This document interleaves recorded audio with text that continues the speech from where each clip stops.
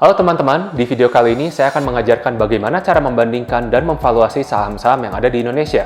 Tentunya teman-teman sering bertanya, saham mana sih yang lebih bagus? Saham Gudang Garam atau saham Sampurna? Saham Adaro Energy atau saham Indotambang Raya Megah? Saham bank mana yang paling bagus? Bank BCA, Bank BRI, Bank Mandiri, atau Bank BNI? Bagus nggak sih saham Unilever? Nah teman-teman, metode yang akan saya bagikan bisa digunakan untuk semua saham di Indonesia dan bisa digunakan kapan saja. Jadi, kalau harga saham berubah, Anda hanya perlu menerapkan teknik ini di harga saham terbaru untuk mendapatkan valuasi yang paling update. Sebelumnya teman-teman, dalam video ini saya akan sering sekali menggunakan istilah-istilah seperti market capitalization, PE ratio, dan PBV ratio. Bagi teman-teman yang masih asing dengan istilah-istilah tersebut, saya sarankan teman-teman untuk menonton video saya yang sebelumnya, yaitu memilih saham-saham top gainers dengan value investing, karena saya membahas dengan mendetail mengenai istilah-istilah tersebut, dan saya juga menerapkan satu kriteria yang penting untuk diterapkan untuk saham-saham di Indonesia. Singkat cerita, dalam video ini saya membeberkan bahwa dalam 10 tahun terakhir, 20% saham di Indonesia tumbuh hingga hampir 1000%. Dan tujuan kita adalah untuk bisa mendapatkan saham-saham top gainers dalam 10 tahun ke depan. Saya menerima banyak respon atas video saya yang terakhir ini yang mengatakan bahwa kriteria yang saya terapkan itu sangatlah ketat, sehingga hanya tersisa berkisar 40 saham di Indonesia yang bisa dibeli dengan menggunakan kriteria tersebut. Itu memang tujuan saya, karena tujuan kita bukan untuk mendiversifikasi portfolio kita seperti ini, namun tujuan kita adalah untuk mendapatkan sebanyak-banyaknya saham top gainers untuk 10 tahun ke depan dengan diversifikasi seperti ini. Oleh karenanya, kita perlu mempersempit kriteria kita. Dalam hal ini, saya akan meng-quote kata-kata dari Warren Buffett yang mengatakan bahwa really successful people say no to almost everything. Artinya, kita tidak perlu ikut-ikutan dengan mayoritas dalam membeli saham. Tidak perlu kita membeli suatu saham hanya karena orang lain membeli saham tersebut. Dengan mengatakan tidak pada saham-saham yang tidak bagus secara fundamental seperti ini, kita justru meningkatkan kemungkinan kita untuk mendapatkan saham-saham yang akan menjadi top gainers dalam 10 tahun ke depan.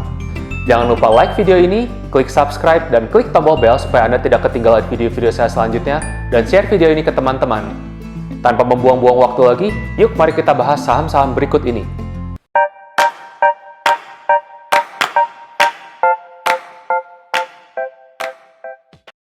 Teman-teman, sekarang kita akan membandingkan saham ADRO dan saham ITMG. Saham ADRO dengan harga 1.005 per lembar saham memiliki market capitalization 32,15 triliun rupiah, PE ratio 6,1 dan PBV ratio 0,6. Saham ITMG dengan harga per lembar saham 7.275 rupiah memiliki market capitalization 8,22 triliun, PE ratio 5,4 dan PBV ratio 0,64. Nah, dari mana sih saya mendapatkan angka-angka tersebut?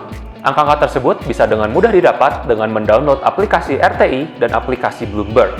Pertama-tama, mari kita lihat market capitalization kedua saham tersebut. ADRO merupakan perusahaan yang lebih besar dari ITMG sehingga lebih aman untuk berinvestasi. Apabila kita membandingkan PE ratio dan PBV ratio, kedua saham ini tidak berbeda jauh. Kedua saham ini memiliki profitabilitas yang kurang lebih sama, dan dari segi harga dibandingkan dengan harta, kedua saham ini sama-sama murah. Namun, apabila kita membandingkan market capitalization, lebih aman untuk memiliki saham ADRO dibandingkan saham ITMG. Tentunya teman-teman tidak harus membeli seluruhnya saham ADRO. Namun, apabila teman-teman berniat untuk berinvestasi di saham tambang, saya menyarankan teman-teman untuk memiliki saham ADRO lebih banyak dibandingkan saham ITMG. Nah teman-teman, jadi berapa sih harga yang wajar untuk kedua saham tersebut? Metode pertama yang akan saya gunakan adalah metode Net Present Value atau NPV. Metode ini pada dasarnya akan menghitung berapa uang yang akan diterima setiap tahunnya dari keuntungan perusahaan dan kemudian menghitung mundur berapa nilai perusahaan ini.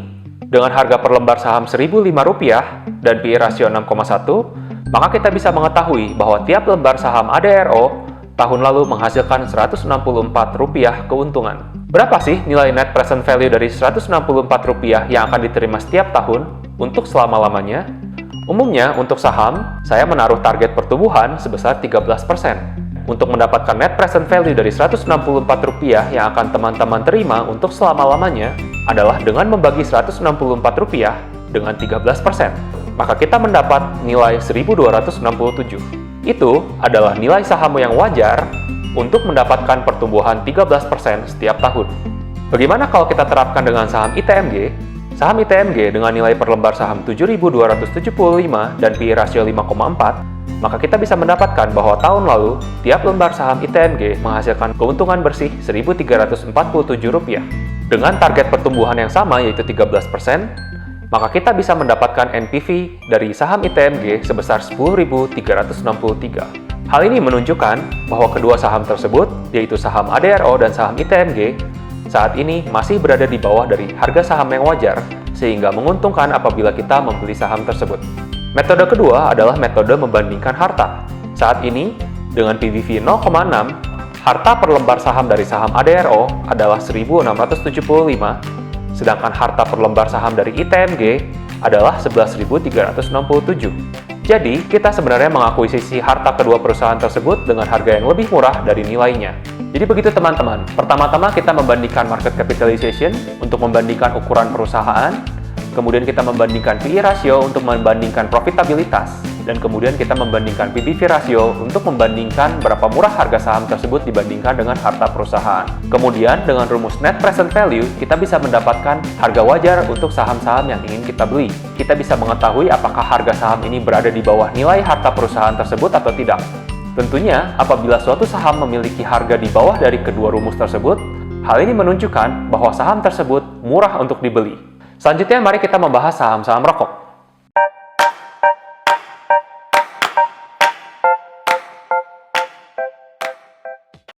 Kali ini, saham rokok yang akan saya bahas adalah saham Gudang Garam dan saham Sampurna. Saham Gudang Garam dengan harga per lembar saham Rp46.900 memiliki market capitalization 90,2 triliun, sedangkan saham Hanjaya Mandala Sampurna dengan harga per lembar saham Rp1.670 memiliki market capitalization 198,9 triliun. Hal ini menunjukkan bahwa Hanjaya Mandala Sampurna merupakan perusahaan yang lebih besar dibandingkan Gudang Garam. Namun, jika kita bandingkan PI rasio kedua perusahaan tersebut, saham Gudang Garam memiliki PI rasio yang jauh lebih rendah dibandingkan saham Hanjaya Mandala Sampurna dengan PI rasio 8,2. Saham Hanjaya Mandala Sampurna dengan PI rasio 14,4 memiliki harga yang jauh lebih mahal dibandingkan saham Gudang Garam. Apabila kita membandingkan PBV rasionya, saham Gudang Garam dengan PBV rasio 1,7 masih tergolong murah. Namun, saham Hanjaya Mandala Sampurna dengan PBV rasio 5,1 sudah terlalu mahal dibandingkan dengan harta yang mereka miliki. Nah, teman-teman, kali ini kita melihat bahwa perusahaan yang lebih besar, yaitu perusahaan Hanjaya Mandala Sampurna, sudah terlalu mahal sehingga profitabilitas jauh lebih sedikit dibandingkan apabila kita membeli saham Gudang Garam. Dan juga jika kita melihat dari PBV rasionya, saham Hanjaya Mandala Sampurna ini sudah terlalu mahal. Harga saham mereka sudah lebih dari 5 kali lipat dari harta yang mereka miliki. Dalam hal ini, saya akan menambahkan satu kriteria lagi, yaitu kriteria mengenai growth. Sebenarnya mengenai growth ini adalah satu topik yang cukup kontroversial, karena sulit sekali untuk menentukan growth dari suatu perusahaan. Kebanyakan angka growth yang ditampilkan itu hanyalah merupakan forecast. Nah, tapi teman-teman, kebetulan ada satu angka yang bisa menunjukkan potensi suatu perusahaan untuk bertumbuh. Angka itu adalah ROA atau Return on Asset. Return on Asset menunjukkan keuntungan perusahaan dibandingkan dengan aset perusahaan tersebut. Apabila suatu perusahaan memiliki nilai ROA yang tinggi, apabila perusahaan ini menginvestasikan keuntungan perusahaan mereka di aset, maka mereka akan bertumbuh sesuai dengan ROA yang mereka miliki. Atau apabila perusahaan ini meminjam uang dari bank dengan bunga yang lebih rendah dari ROA, maka pertumbuhan perusahaan ini adalah selisih dari ROA dengan bunga yang mereka pinjam. Yuk mari kita lihat ROA dari perusahaan Gudang Garam dan perusahaan Hanjaya Mandala Sampurna. Gudang Garam memiliki return on asset 12,7%, sedangkan Hanjaya Mandala Sampurna memiliki return on asset 21%. Jadi, sebenarnya Hanjaya Mandala Sampurna berpotensi untuk bisa tumbuh lebih cepat daripada Gudang Garam, bukan? Akan tetapi, sangat disayangkan jika kita melihat dari dividen payout rasio dari Hanjaya Mandala Sampurna, mereka memberikan dividen lebih besar daripada keuntungan perusahaan yang mereka dapat. Hal ini sangat disayangkan. Apabila ada satu perusahaan memiliki return on asset sebesar ini, maka akan lebih baik bagi perusahaan tersebut untuk tidak membagikan dividen, melainkan menanam hasil keuntungan perusahaan mereka di perusahaan mereka sendiri supaya perusahaannya bisa bertumbuh lebih cepat. Jadi dalam hal ini, ROA tinggi yang mereka miliki tidak bisa kita ambil patokan untuk growth mereka tahun depan. Kemudian mari kita terapkan rumus net present value pada kedua saham tersebut. Saham Gudang Garam dengan harga saham 46.900 per lembar saham dan PE rasio 8,2, bisa kita simpulkan bahwa tahun sebelumnya Gudang Garam mendapatkan keuntungan bersih sebesar 5.719 per lembar saham. Dengan menggunakan target pertumbuhan 13%, maka net present value dari harga saham Gudang Garam adalah 43.996. Saham Hanjaya Mandala Sampurna dengan harga saham 1.670 dan PE rasio 14,4 memiliki keuntungan perusahaan per lembar saham tahun sebelumnya sebesar Rp116. Apabila kita masukkan ke dalam net present value dengan target pertumbuhan 13%, maka saham Hanjaya Mandala Sampurna memiliki net present value sebesar 892. Angka ini jauh lebih kecil dibandingkan dengan harga saham saat ini. Jadi dengan demikian, saya tidak menyarankan teman-teman untuk membeli saham Hanjaya Mandala Sampurna. Nah, teman-teman, karena kita sudah mulai terbiasa, yuk kita bandingkan saham-saham perbankan berikut ini dengan sangat cepat.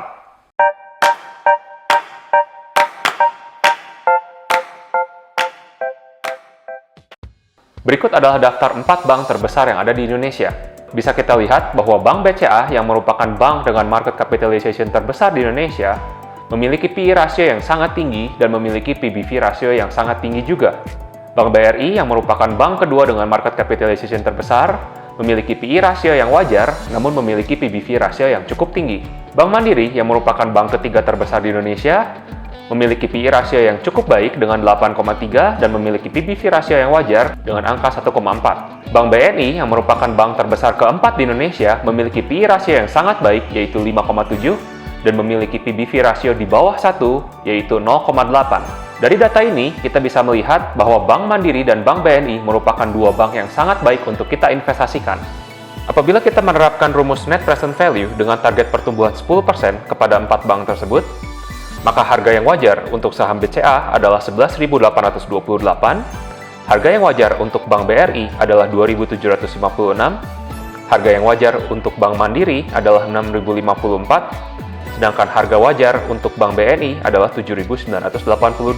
Apabila kita menerapkan rumus PBV, maka kita bisa melihat bahwa Bank BCA memiliki harga wajar 6.981, Bank BRI memiliki harga wajar 1.457, Bank Mandiri memiliki harga wajar 3.589, dan Bank BNI memiliki harga wajar 5.687. Jadi begitu teman-teman, cara mudah untuk membandingkan dan memvaluasi saham. Kalau ada yang punya metode lainnya, jangan lupa komentar, dan sampai jumpa di video selanjutnya.